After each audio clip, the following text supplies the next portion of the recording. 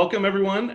My name is Jonathan Russell with Hourglass, and you are here at a Listening to Lancaster session. We're very excited today to have Sam Bressi, President and CEO of the Lancaster County Community Foundation, with us, as well as Kevin Ressler, President and CEO of the United Way of Lancaster County. Thanks, gentlemen, for being here. Glad to do it. Yep, thank you for having us. Really appreciate it.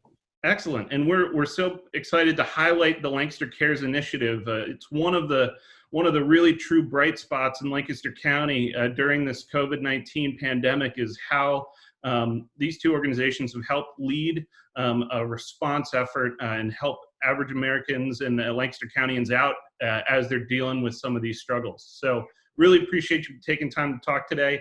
I'm going to jump right into some questions here. And the first one is, can you tell me a little bit about the Lancaster Cares Initiative for those folks who might not be familiar with it? Sure, I'll let Sam begin because it was came from their invective, and so go ahead, Sam. So thanks, Kevin. We actually at the Community Foundation did something back in 2008, 2009, and we called Family Aid. When some foundations were kind of running for the hills nationally and trying to hunker down and preserve assets, our Community Foundation, thanks to a really strong board, creative board, they said, we're going to do more. We're going to do more for the community, and we're going to be there. And as a community foundation, we need to be there in the time of our community's greatest needs, even if it's challenging for us. So we did Family Aid. So when this crisis started to evolve, Dave Kozer on my team and director of programs came to me and said, we may need to reprise the Family Aid program. And I immediately poo-pooed that and said, no, this isn't going to be that bad. No worries. We'll be fine. Calm down. Well, as it turns out, we needed to step up. And, since the 2009 episode, the Community Foundation's really been building trust, building relationships in the community. And the first organization and first person that we thought about to partner with to do Lancaster Cares is the Lancaster United Way and Kevin. So we immediately reached out. We talked about it. We established the crowdsourced site, which if you check is at just shy. It's like literally 15,000 shy of $1 million raised so far. The Community Foundation seeded that effort with $250,000 out of the gate, and our board again wanting to be there for the community in a time of its greatest needs. We made that effort, made that connection, and we've had several of our strongest funding partners, like Rogers and Associates, the High Foundation, Truist Cares Fund, and on and on and on. I know I'm missing a lot. There have been a lot of companies and individuals who've come alongside, and I think we have something like close to 800 individuals who have given to the effort, which is really impressive. Wow.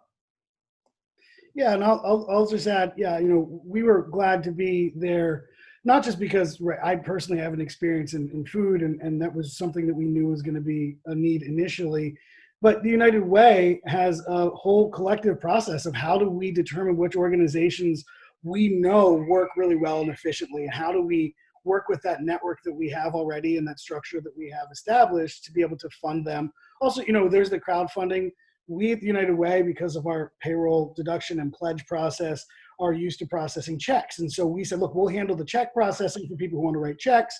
The County Foundation's got the digital process. Both of us came in and said, look, this is probably going to hurt us a little bit, but we're not going to take money out of this. There's, the County Foundation's covering credit card transactions, and the partner GiveGab is covering their fees on their end. And the United Way, our staff time is completely free here. There's no fees being taken. This was about us being able to just say, look, we've got to come in. We've got to just hop on this. We got to hit it hard as far as we can to support as many people as we can, fundraise as quickly and as well as we can.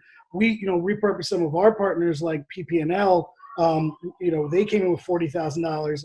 BB&T Truist is one of the partners that both of us receive resources for, and it made sense for them to be able to find one location together to get the needs they wanted. So it's just a really beautiful way to see how we could collaborate together as ourselves, but then also how that helped our partners collaborate together and our funding partners in different ways. And then to also focus on the nonprofits. We've seen new nonprofits who just have sort of formed recently sort of come and say, how can we do this? And say, hey, look, partner with them, work with them. You know, that kind of process has been really beautiful to see. And frankly, it's been a little bit of soothsaying, right? Like, we have an emerging needs part of this fund that the United Way has been managing. And what that's done is it's helped us to stay ahead of the curve, even in the United Way's world, to know what's coming next a little bit. What are we starting to see? And what are we thinking about then moving forward down the road a little bit into the future? And so it's really, really just been an incredible opportunity to partner and to see the values of what happens when we each step into the same road in the lanes that we're experts at. You just reminded me, Kevin, that we're covering the credit card fees. I have to kind of do some quick math now that we're approaching $1 million. I mean, I bit off a little more than we can chew. But the nice thing about that, and you mentioned our partners, GiveGab, waiving all of their fees. We're covering credit card fees. Literally, you put your credit card in there and you give $100 or $50 or $10 or whatever. It's that is going, and it's going into this effort. The effort is in 3 buckets. We want it to really cover basic needs: food, and we've worked with the Central PA Food Bank and their 38 partner organizations and other organizations around food security and distribution, housing, and support services. We believe that that's the next wave of challenge that's about to hit. So keeping people in their homes, doing the best we can to support them in their homes. And then what Kevin mentioned that the United Way is managing, and that's our rapid response for emerging needs. We knew when we started this that we didn't know what we were getting into, and that as time went on, we were going to learn things and things were going to pop up that we wouldn't have been able to anticipate on say March 17th.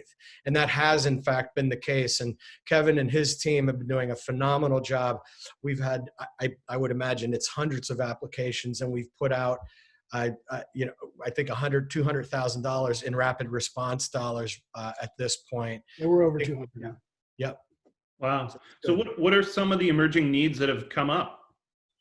Yeah, so one is it helped us to know that, like, okay, initially, as Sam said, we worked with the Central Penn Food Bank, crisis response boxes, make sure that we didn't see the type of bread lines that other communities did. And that was great. It was fantastic.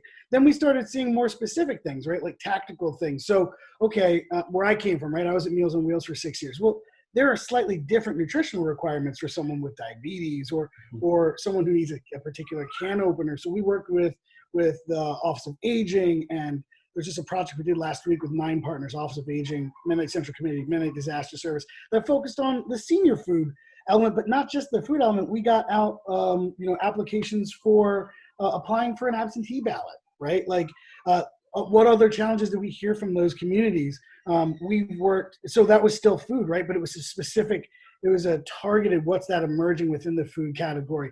We had a conversation about housing, and as we started getting more applications around questions about rent and other subsidies, we were able to talk to Tabor and say, hey, look, let's look at a larger fund give that we can actually focus on eviction prevention network. And so we're starting to do that. We're also, we created a steering committee that helps us. They're not part of the grant committee, but they help us to talk through these problems as they emerge, so we can ask questions like, hey, housing's coming up. What should we be thinking about? Oh, by the way, government is coming along with this. Okay, then we're not going to touch that part because there's going to be money for that. We'll touch this part. And then the other part of things that have been interesting that we've seen, a lot of PPE organizations have obviously needed, especially as they're opening up. Within the medical community, we've seen requests for telemedicine support. So we bought headsets for telemedicine. We've mental health and behavioral health continue to be an emerging need that we continue to see challenges with. And so one of the things that we're then able to do as the United Way is, once we finish with that grant, we then turn around. We have 75 normally funded partners, intense partnerships through hubs and other stuff in the United Way. We can turn to them and say, hey, we're seeing this now. Are you all seeing this? Like, what do you need from us? And how can we think about what our next conversations are? Not just in this specific bucket, but our daily needs. And I know for Sam, the same thing's happening for you all. I mean, I don't want to speak for you, but I know that this is helping you all think about, what are you in conversation with your legacy givers? Well, yeah, I think some of the other emerging needs are childcare. We know is kind of a bit of a challenge moving forward, especially as we move into yellow phase and in the green. How do people go back to work if where are their kids going to go? What's going to happen with summer camps and with school in the fall? And domestic violence is also something that's crept in to the conversation. We know that there's issues. There are issues with that. We're really fortunate to have a partnership with the United Way, with deep knowledge, appreciation for safety net services across the county. And they've brought that expertise to the table. But we've been able to pull to the table representation from the city, representation from the county government, representation from the Central PA Food Bank, from Tabor, from CAP, from Lanco My Home, and WIB and other organizations. So these are we're really lucky in Lancaster to have this network of people and experts who are really passionate about this, really connected, really knowledgeable, and they're helping guide us. Now, what's emerging, what's happening, it's really challenging to figure out how long this is going to last. We didn't want to rush out emotionally and deploy all the resources at once. So we've tried to be measured in what we're doing. I think we have in the $350,000 invested so far. So we still have some gas in the tank. Do we have enough? I don't know. There's just no way to know, because there's no way to know how long this goes. And we think that there may be multiple waves of this. The other really challenging piece to this, and Kevin mentioned it, is federal, state, local funding that comes in big waves, where that goes, how it supports people, how it supports businesses.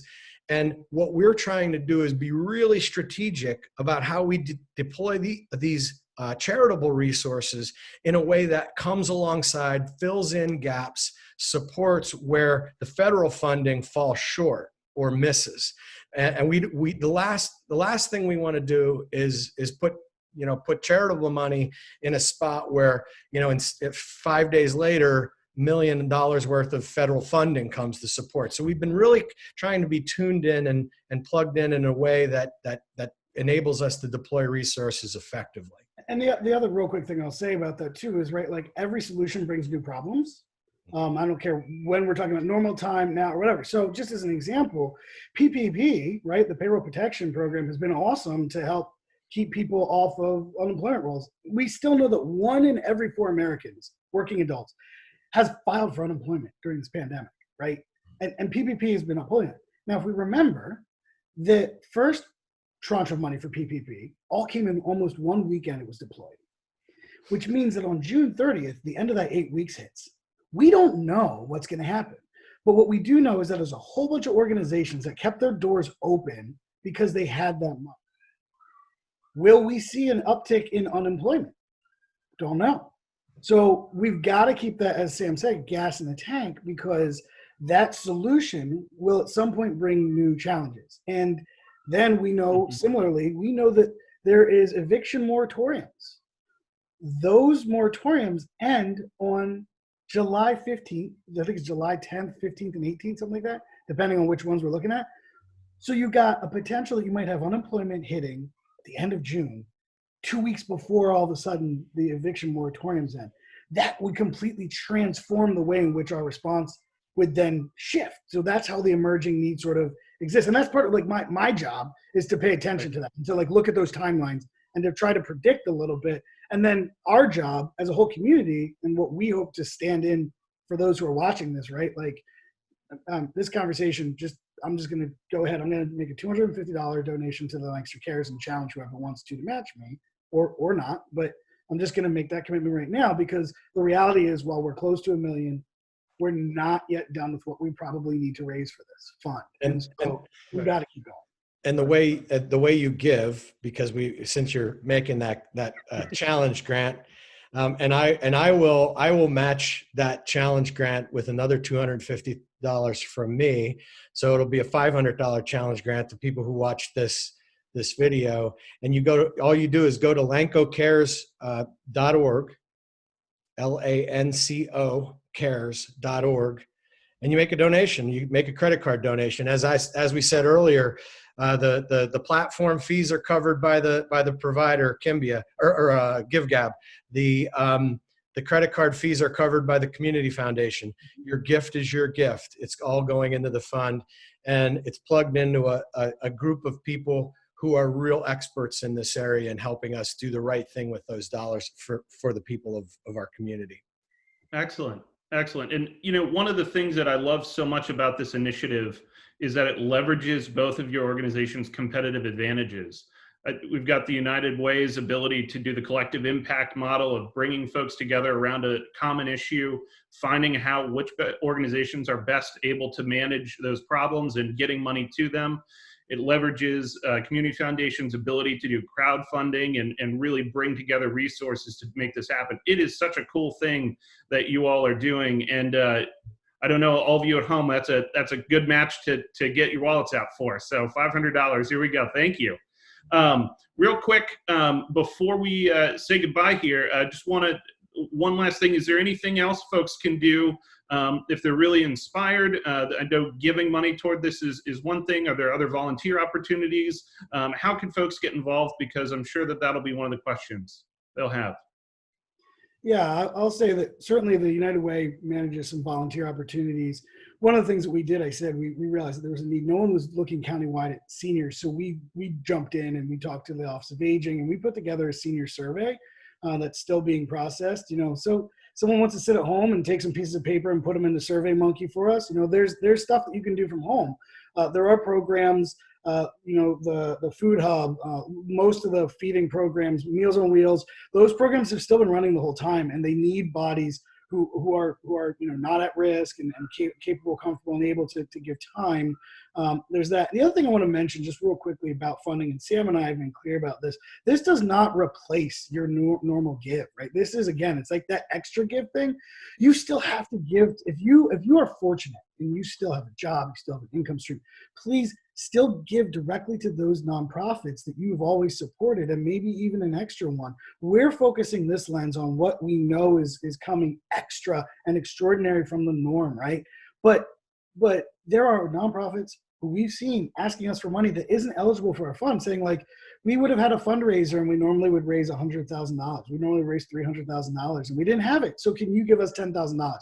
It's not really eligible. But we've still got to be giving direct to those agencies, and especially ones that aren't human. Sam will talk about this all the time, right? Like the arts, they're so important to who we are as a community. They're not doing basic needs.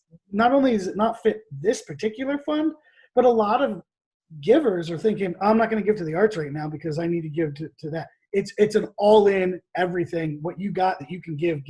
Yeah, the vibrancy of Lancaster County and the city in particular is really dependent on the community benefit sector, the nonprofit sector, and our small business community. So I would encourage everyone to who has the means and the capacity to not only support the nonprofits you care about. As a matter of fact, we put something together we call the Community Benefit Collective. It's on our website. If you're wondering, like, oh, who should I give to? You can go and you can kind of check, kind of like Extra Give. You can go and you can search, find an organization to support.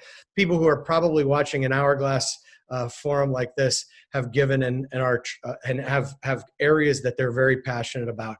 Don't forget those organizations give. And I think generally, I'll just want to end with a reminder, and the reminder is that we're all in the storm together. We're all in the storm together, but we're not all in the same boat. Not everybody is impacted by this equally. And if you were living tip by tip in March in Lancaster County, your tips stopped in mid-March, and that's a tough situation to be in. But even if you were working at one of the premier Lidditz-based, live event organizations, you may now be in a position where you're in a new position you've never experienced in your life. Lancaster Cares is really all about our entire community. It's about helping everyone, doing the best that we can. And if you're in the fortunate position to be able to have some means, You know, we're the most generous community in the nation. Our per capita giving on Extraordinary Give outmatches by 3 to 5 times our nearest community. We're that generous. And this is a scary time. It's an uncertain time, but it's a time where our generosity can really help get us through. Yeah, and the last thing I'll say is I just want to invite you all to the people who Sam just talked about. If you know someone who doesn't know how to access resources because they've never been in this situation, I got 2 resources I want to tell you about. One is the United Way's 211 phone number that you can call, and they can route you to any nonprofit you need. And that includes things like domestic violence as well as food and shelter. The other thing that I want to let you know about is a website that we put up specifically because of this time, which is www.oneunitedlancaster.com. And that's ONE unitedlancaster.com. And there's a map of resources geographically. You can go there. County Foundation helps support that, and I appreciate that. You can go up there, map of resources, top left, and geographically find COVID-19 focused resources. And the rest of that website is just like, it's nonprofits, what's happening, what's going on, just a lot of wealth of information.